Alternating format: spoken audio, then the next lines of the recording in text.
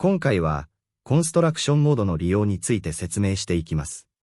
コンストラクションモードは、スケッチ作成時に補助線や参照線として使用される要素を作成するためのモードです。このモードで作成された要素は、最終的な 3D モデルの形状には影響を与えませんが、スケッチの作成や高速の管理を容易にするために役立ちます。こちらのボタンがコンストラクションモードをオンオフするボタンです。今、コンストラクションモードがオフの場合は黒枠で表示されています。この場合、通常の作図が可能です。ここで、このボタンを押すと、コンストラクションモードがオンとなり、紫の枠が表示されます。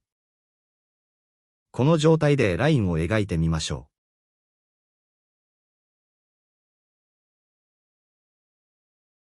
う。すると、このようにラインが描かれ、ラインの色は青色で表示されています。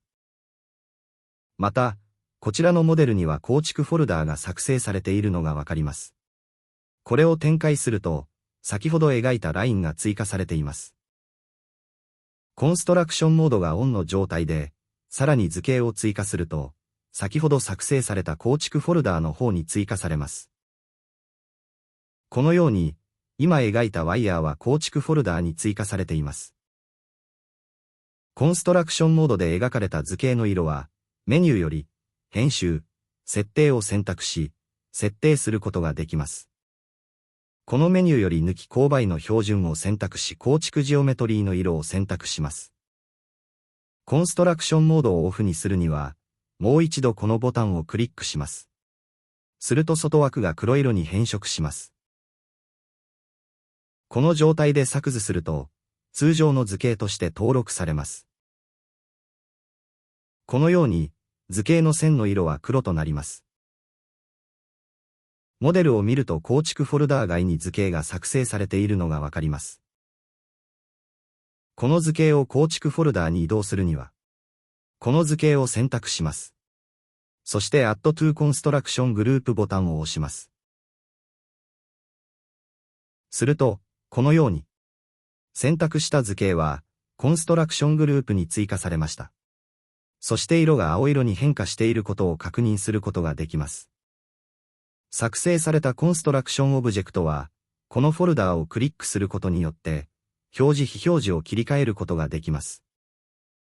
次に、構築フォルダーがない場合の Add to Construction Group の動作を見ていきましょう。この図形を選択して Add to Construction Group ボタンを押します。するとモデルに構築フォルダーが作成され、その中に今選択した図形が移動します。作成されたコンストラクションオブジェクトを補助線として使用し図形を描いてみましょう。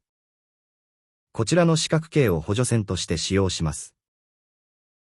コンストラクションモードをオフにして、円を描きます。こちらの角に円の中心を配置するようにします。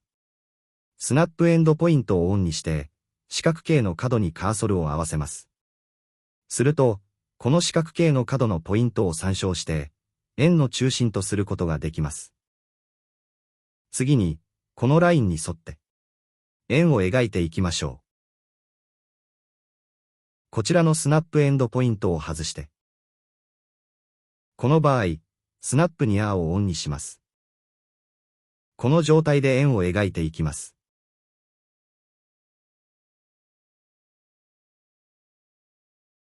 このように、コンストラクションモードで描いた図形を利用すると、簡単に図形を整列させて描くことができます。